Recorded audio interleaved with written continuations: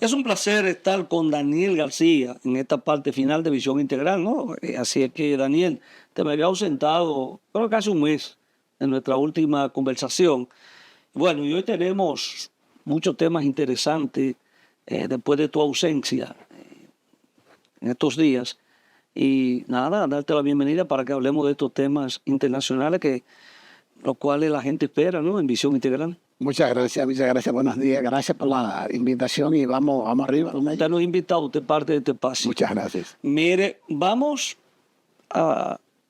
después de su última comparecencia acá, se han suscitado una serie de acontecimientos que impactan, ¿no?, en la política internacional.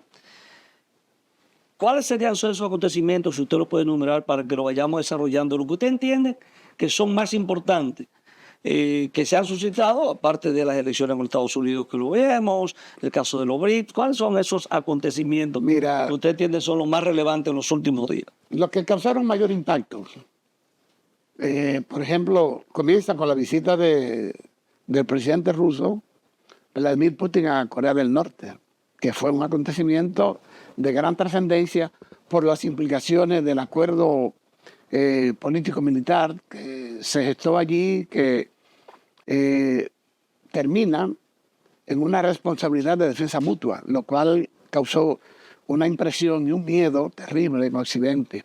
Luego de allí se fue a Vietnam. En Vietnam hizo lo mismo. Estados Unidos siempre proyecta que tiene unas relaciones muy privilegiadas con Vietnam. Sin embargo, allí Putin fue el líder, fue el que protagonizó las acciones y los acuerdos que se firmaron dan a entender que Estados Unidos no tiene tanta influencia allí. Luego de eso viene el famoso foro de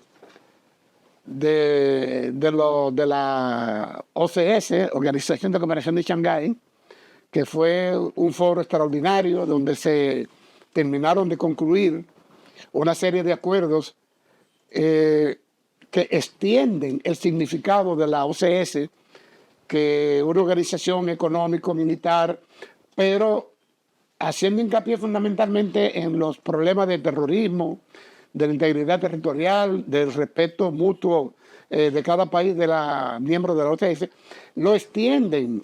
¿Quién asiste en ese foro? Ahí está Rusia, China, India, Pakistán, sí, Organización de Cooperación de Shanghái. Entonces lo importante es que ellos amplían el foro a una organización de defensa recíproca contra cualquier país que invada cualquiera de ellos, de los integrantes. Son 11. ¿Eso es una respuesta a la OTAN? Bueno, algunos lo consideran así, pero es otro concepto. Es otro concepto. ¿En diferencia? Sí, muy significativamente. Luego viene la reunión de los cancilleres de los BRICS, que se realiza en Belgorod. Luego viene la reunión trascendental, muy importante, la visita de Narendra Modi a Rusia. Esa reunión de 3 días de Putin y Narendra Modi crea una situación verdaderamente extraordinaria para el mundo BRICS, para la multipolaridad, porque aquí se acuerdan una serie de prerrogativas que son fundamentales para, primero, la organización del Parlamento BRICS. El Parlamento BRICS es algo parecido a lo que es la ONU, ¿verdad? Pero para los BRICS, los países BRICS o invitados. Se le llama Parlamento. El Parlamento de los BRICS. De los BRICS. Sí, que no pretende sustituir a la ONU, pero sí ejercer una función parecida, sin la influencia occidental, sin la influencia particularmente de Estados Unidos, que tiene la ONU bloqueada por muchísimos. ¿Cuántos países participaron en esa reunión de los BRICS? La reunión de los BRICS, la de los cancilleres, participaron 12. 12 países. Pero la gran reunión de los BRICS es del 8 al 10 de octubre en Kazán, Rusia. O sea, que se seguirá. Esa es la gran reunión de los BRICS.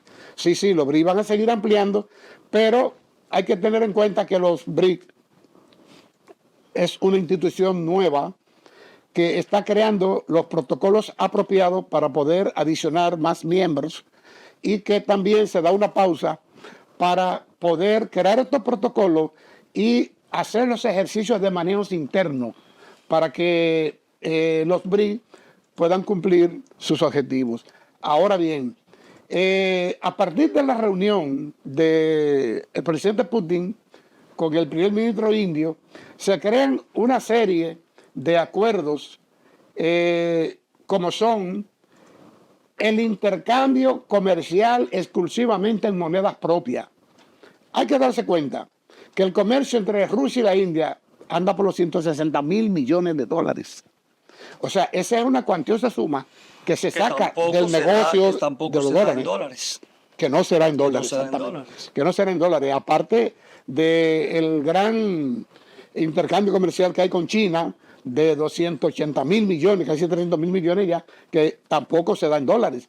Además, tener en cuenta... China con otros países. China con Rusia. A 160 millones. 160 mil millones, tú decías. No, eso es entre Rusia y la India. Rusia y la India. Ahora, y la India.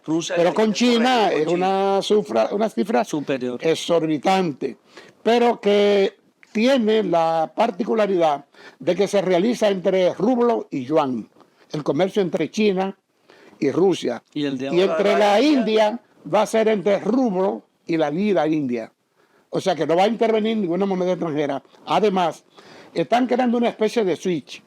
El sistema que tiene Estados Unidos para bloquear las transacciones comerciales internacionales de los países que no le conviene, que son desafectos, con la finalidad de que eso va a ocurrir en la reunión de Kazán. Ya se va a aprobar el protocolo, está definido, está escrito, pero viene la aprobación. Entonces, donde... Ese acuerdo, yo quiero ir a la visita del primer ministro indio Modi. Es una visita de 48 horas, se produce, es la primera visita que se da después de la invasión de Rusia a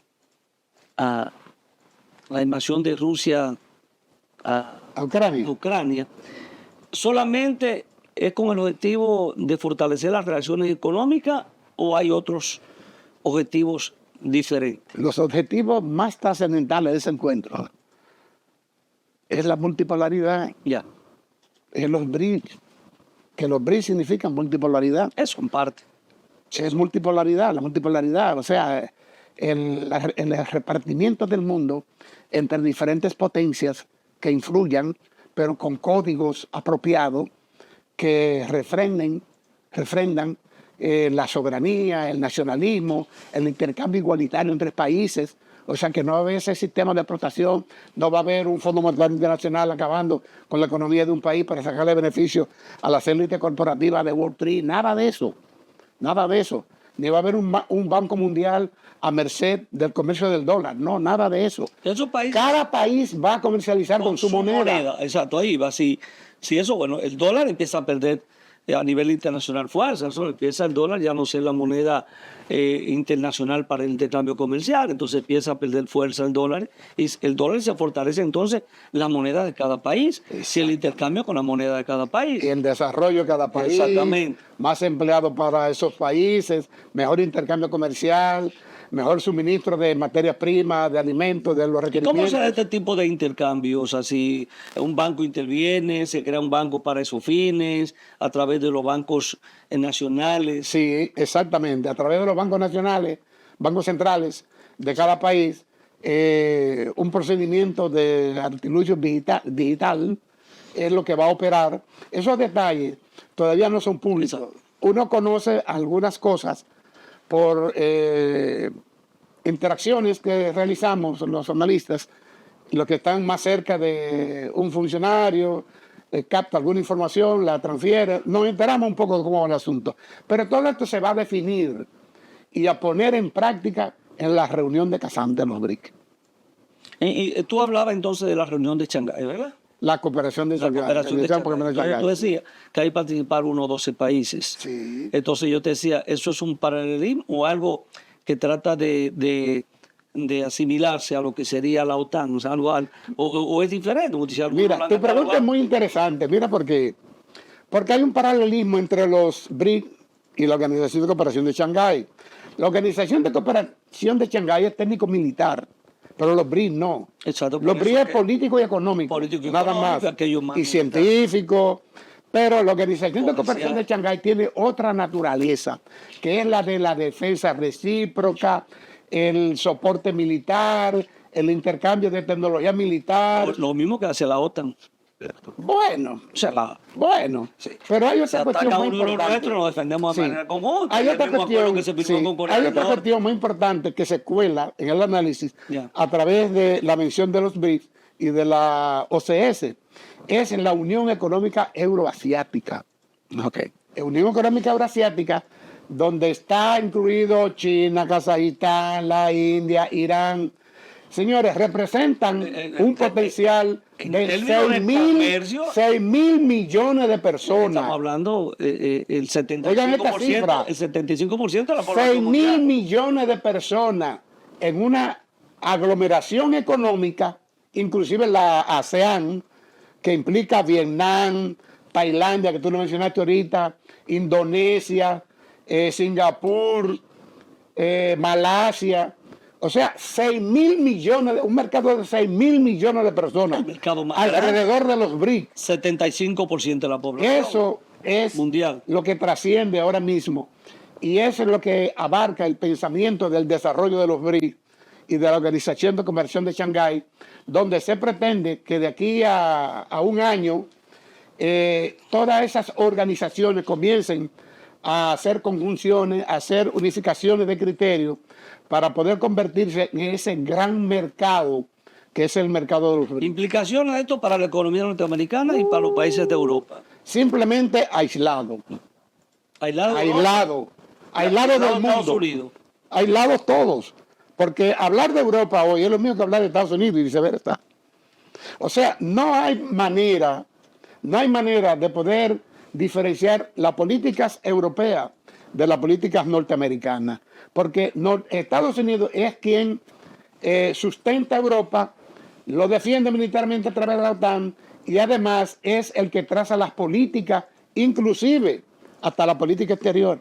¿Qué puede ocurrir entonces con ese poder económico de Estados Unidos, la capacidad de poder emitir dólares, tener deuda por otro lado, los bonos del tesoro colocados en todos los países, la mayoría de los bonos del tesoro lo tiene China? ¿Qué va a pasar con todo eso? Mira,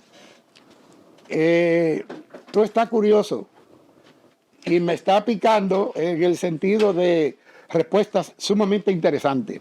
Mira por qué. Janet Yellen, la jefa del Tesoro norteamericano, hizo un viaje a China, hizo un viaje a Arabia Saudita, hizo un viaje a Turquía. ¿Y este nerviosismo por qué? Señores, por el dólar, por la desdolarización. Hay que recordar, para poner un ejemplo, que el G7 se planteó en su última cumbre asumir el dinero que le habían secuestrado a Rusia. Y ya estaban en ese proceso, y Arabia Saudita, que es un gran tenedor de bonos del Tesoro norteamericano, lanzó, señores, una amenaza. ¿Cuál? Si el G7 asume un peso de esos recursos rusos, le voy a poner a Estados Unidos en la calle los 160 mil millones de dólares que tenemos en bonos del Tesoro americano. Ya. Eso asustó a Estados Unidos y al G7 de tal manera que echaron para atrás la medida. Hay otro ejemplo. Porque se desploman Se desploma el dólar. totalmente. Hay otro ejemplo. China vendió el mes pasado alrededor de 70 mil millones de dólares en bonos del Tesoro americano. A China fue el secretario de Relaciones Exteriores Blinken. A China fue Janet Yellen. A China fue el jefe de la CIA. Señores, el verdadero estalón de aquí de Estados Unidos son los bonos. Los bonos del Tesoro son el soporte del dólar. Si no hay bono, no hay dólar. La comercialización de los bonos es la quinta esencia de la economía norteamericana. No hay economía norteamericana sin los bonos porque es lo único que ellos tienen para vender, para comercializar. Y por eso, ellos están tan nerviosos, de tal manera que tienen pánico a la situación de la desdolarización por el problema de los bonos. Se le caen los bonos. Mire, pasemos a este acontecimiento que se produce en Estados Unidos. Nos dejamos hasta ahí y vamos entonces a ver cómo usted evalúa lo acontecido con el intento de asesinato del expresidente de la República y candidato del Partido Demócrata ya oficializado, ¿no?, en la convención republicana, del candidato republicano Donald Trump. ¿Cómo ese acontecimiento, cómo te evalúa? ¿De dónde pudo venir esto? Es un joven que actuó de manera, un lobo, ¿cómo le dicen? Lobo solitario. Solitario. Un joven de apenas 20 años, Thomas Matthews. ¿Hay alguna vinculación, lo que usted ha escudriñado de algunos organismos de inteligencia? O sea, ¿cómo te ve este acontecimiento? ¿Es un hecho aislado? La guerra de Irán. ¿Desarrollo? La guerra de Irán. Todo eso es consecuencia de el miedo que se le tiene a Trump con respecto a la guerra de Irak.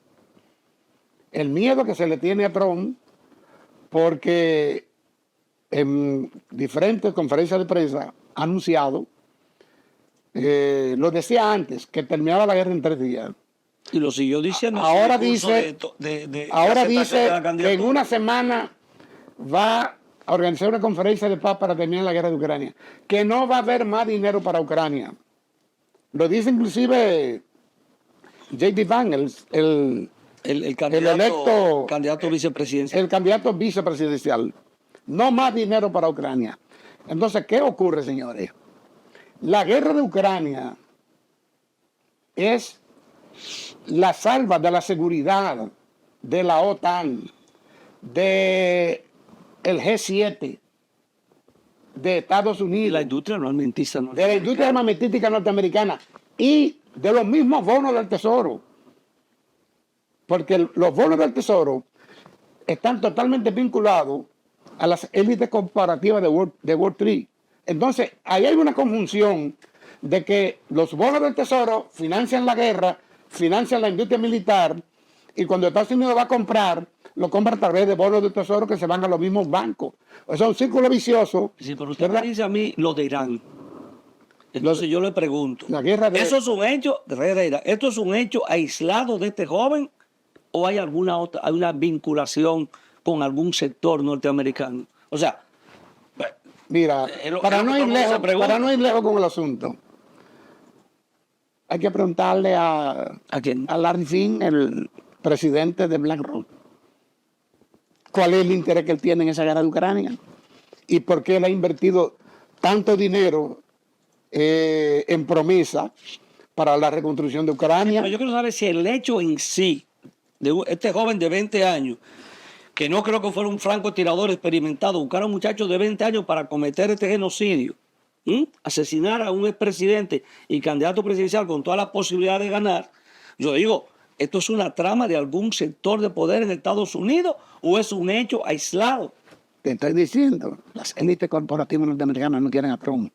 Entonces lo mandaron a matar a Trump. Lo mandaron a matar. Y oye, y la conspiración. Un joven de 20 años. Es que ese no es un muchacho, es un joven de 20 años. Hay cosas por ahí que todavía están en investigación y no hay suficiente garantía de seguridad para uno hablar de esas cosas. Pero lo cierto es, usted me dijo a mí en una ocasión que a Trump posiblemente intentaron contra su vida. No en el programa.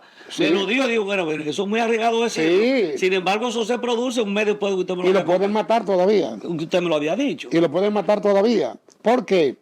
Porque los intereses de las élites corporativas están para ellos, están por encima del mundo, de la sociedad norteamericana, del pueblo norteamericano, de los europeos. Esa gente con sus intereses solamente son ellos. Y si Trump le amenaza desde adentro las posibilidades de un riesgo mayúsculo. Señores, esa gente está en pánico. Si a Trump, sí, como usted dice, puede haber otro atentado. Si Trump termina este proceso sin ninguna mayor dificultad, sería el próximo presidente. Indudablemente que Trump va a ser, ya tiene la presidencia en un bolsillo, si se puede decir así.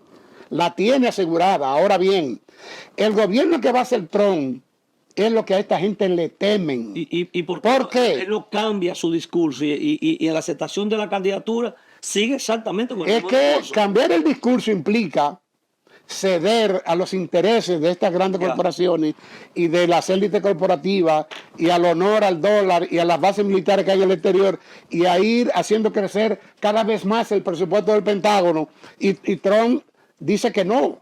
Bueno. Ni siquiera las sanciones la quiere admitir como buena y válida. Él dice que va a eliminar todas esas sanciones. Bueno. Pero permíteme algo más. 30 segundos. Sí, mira, en virtud de que Trump es una persona que no es tan coherente. Exacto. Tan coherente. La arranca con un discurso y termina sí, exactamente. China, por ejemplo, ayer se clausuró un pleno secreto del pleno del 20º Asamblea del Comité Central del Partido Comunista Chino. ¿Y cuáles son los objetivos que se plantearon esa gente ahí? De conectarse de Occidente totalmente y hacerse autosuficiente para no tener este problema de las sanciones, de las limitaciones. Ellos prefieren sacrificar el mercado europeo y norteamericano y abstenerse al mercado de los BRIC, al mercado de la Organización de Cooperación de Shanghái, al mercado de la Unión Económica Euroasiática, ¿verdad? Y porque China no es un país de guerra. No. China no es un país de guerra, pero Estados Unidos sí. Bueno. Entonces, para ello evitar eso, ¿verdad? Esos 6.000 millones de personas de aquel lado, del Asia, porque estamos en el siglo del Asia. Ya. Oye, el siglo asiático, tanto económico como a nivel de población, van a desentenderse de Occidente. Ya veremos los próximos días qué pasa, pero el mundo será otro a partir de todo. Totalmente, ya lo es. Mire, ya lo es. Así que muchísimas gracias por su compañía y sobre todo por estas informaciones tan importantes. Así que a usted, amable televidente, ha sido un placer estar con ustedes hoy domingo y les deseamos felices todo el día. Nos reencontramos la próxima semana. Gracias a ustedes y pasen buen domingo.